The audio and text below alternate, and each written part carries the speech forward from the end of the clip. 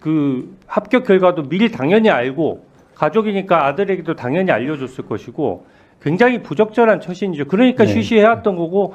선관위의 비리에 열받은 주진우 의원이 김용빈 사무총장을 후드려 패는데 아버지가 다니는 회사에 내가 지원을 하는 것이고, 지금 김세환 사무총장 공소장을 보면은 면접위원도 바꿔버렸다는 거 아닙니까? 그리고 면접위원을 바꾼 상태에서 더더군다나 면접위원을 바꿀 정도인데 그 합격 결과도 미리 당연히 알고 가족이니까 아들에게도 당연히 알려줬을 것이고 굉장히 부적절한 처신이죠. 그러니까 네. 쉬쉬해왔던 거고, 자녀들이 아버지가 성관이 거기 근무를 하는데 더더군다나 고위직으로 하는데 한 말씀 애초에 지원하는 것 자체가 상당한 문제가 있는 거예요. 지금 청년들 취업난이 있는 상황에서 굉장히 가슴 아픈 얘기거든요. 그리고 현재 다른 공공기관 중에 이렇게 하는 데가 없어요. 근데 감사원 감사도 배제된 상태에서 자정 능력을 믿고 가야 되는데 과연 엄정하게 보고 있느냐 하는 의심이 듭니다. 왜냐하면 성관이 11명, 고위직 자녀가 11명이나 지금 뒤늦은 수사 의뢰를 했는데 아마 이렇게 여론화되지 않았으면 영원히 수사 의뢰 안 했을 것 같아요. 아까 감사원 감사 결과에 없었다라고 말씀하셨지만 실제 문재인 정부에서 공공기관에 대한 채용 비리에 대해서 엄청나게 많은 인원들을 조사했고 그 당시 감사원 감사 결과에도 그 개별 사람에 대해서 구체적으로 나오진 않았어요. 하지만 이건 구조적으로 아버지가 다니는 회사에 내가 지원을 하는 것이고, 지금 김세환 사무총장 공소장을 보면은 면접위원도 바꿔버렸다는 거 아닙니까? 그리고 면접위원을 바꾼 상태에서 더더군다나 면접위원을 바꿀 정도인데 그 합격 결과도 미리 당연히 알고 가족이니까 아들에게도 당연히 알려줬을 것이고 굉장히 부적절한 처신이죠. 그러니까 네. 쉬쉬해왔던 거고, 자녀들이 아버지가 성관이 거기 근무를 하는데 더더군다나 고위직으로 하는데 한 말씀 애초에 지원하는 것 자체가 상당한 문제가 있는 거예요. 그래서 성관이 수사 의뢰가 원래 당연히 그 예전에 문재인 정부에서 문재인 대통령 어떻게 했습니까? 문제되는 수백 명의 채용 비리 있었을 때 바로 직권 면직했어요. 그러니까 같은 기조로 하고 그 당시에 그게 국민 눈높이에 맞는 결정이었고 기본적으로 직권 면직이 지금 당연히 됐어야 되는 사안이고 수사 의뢰도 진작에 됐어야 되는데 지금 거의 한 2년 가까이 조치가 없다가 잠깐만요. 조치가 없다가 이게 이렇게 된 부분이 있고요. 두 번째는 아까 장동영 의원께서 질의하셨지만 지방 공무원의 유지가 가능하냐? 그러니까 지방 공무원을 다니다가 아버지가 다니는 성관위에다가 더 근무 환경이 좋고 월급이 좋고 급수가 높으니까 여기다 경력직 지원을 한 거예요. 근데 지금 이게 뒤늦게 문제돼서 수사 의뢰를 하고 여기에 대해서 직권 면직을 해야 되는 마당에 인사혁신처에 질의를 한 겁니다. 그 성관위에서 지방 공무원 유지되느냐 안 되느냐.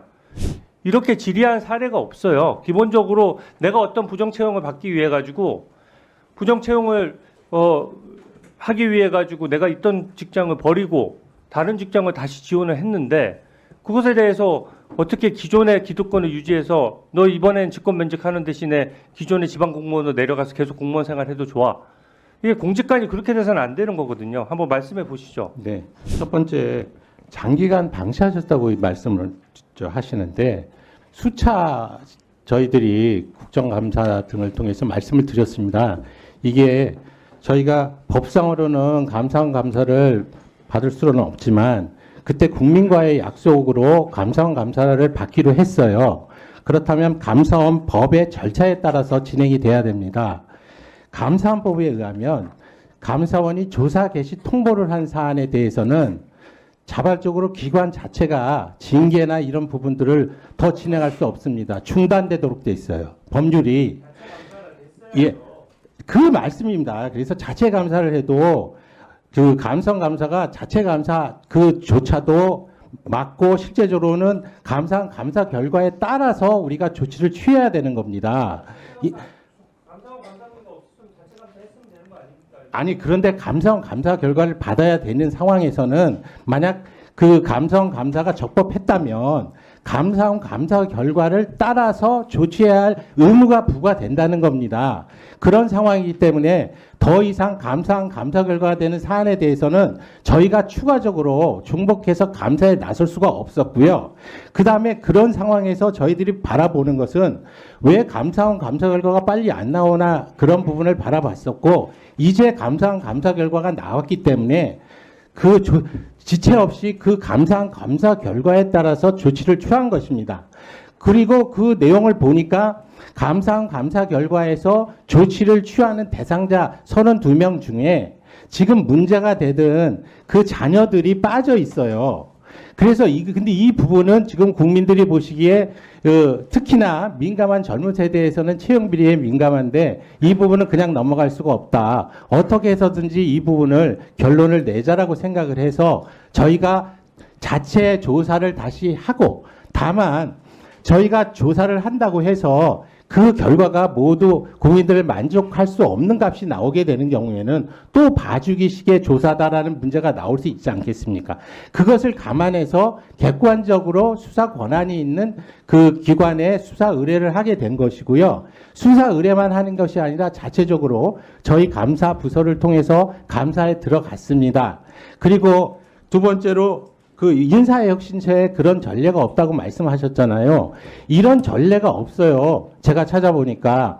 근데 지금 제 생각은 이 비리 척결을 할 때 지금 말씀드린 대로 직권 면직해서 하여튼 이 선관위 조직에서 그들을 배제하는 것이 좋겠다는 생각은 하고 있습니다. 그런데 이게 적법 절차에 의해서 배제를 해야지 무조건 할 수는 없잖아요. 그래서 제가 법률 검토를 좀 해봤어요.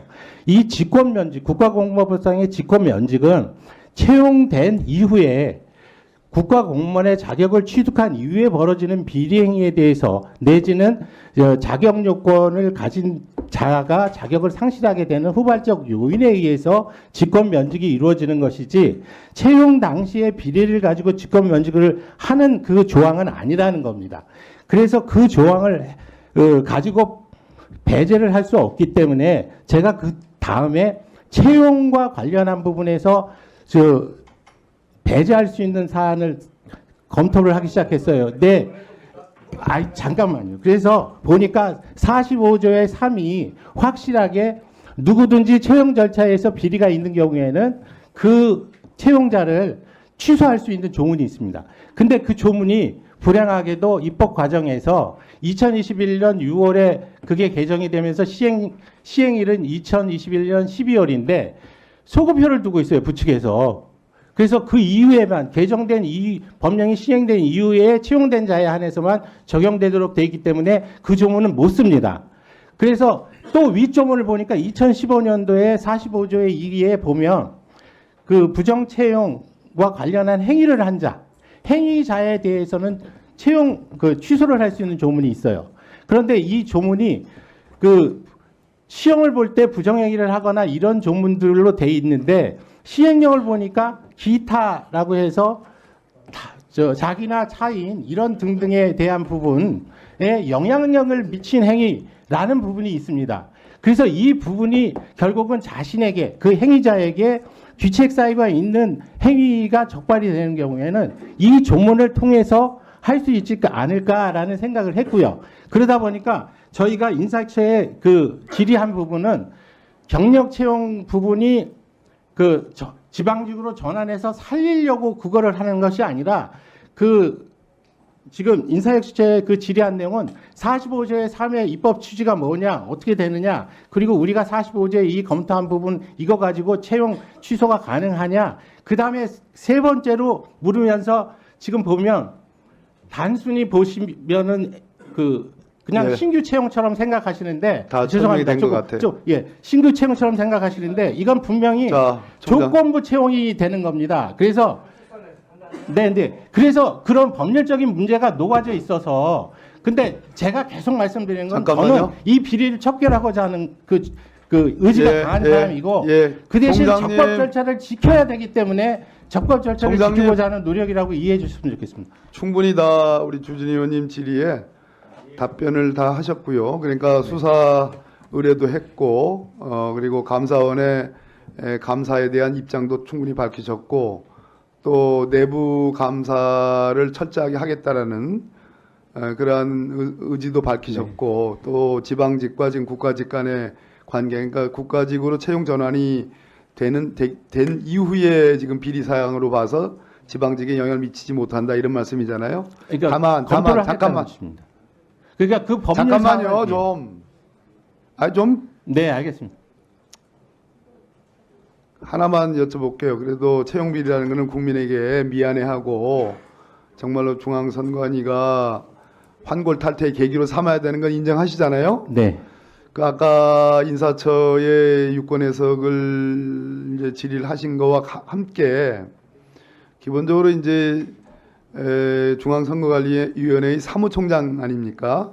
그래서 사무총장의 자체적인 유권 해석도 전 중요하다고 봐요. 그런 차원에서 하나만 여쭤볼게요. 그러니까 면직 대상자가 지방직 선거관리위원 공무원으로 있다가 중앙직으로 이제 국가직으로 전환이 됐는데 결국은 이 채용 비리가 그때 벌어졌다 하더라도 기초가 된 신분은 지방직 선관위 직원이잖아요.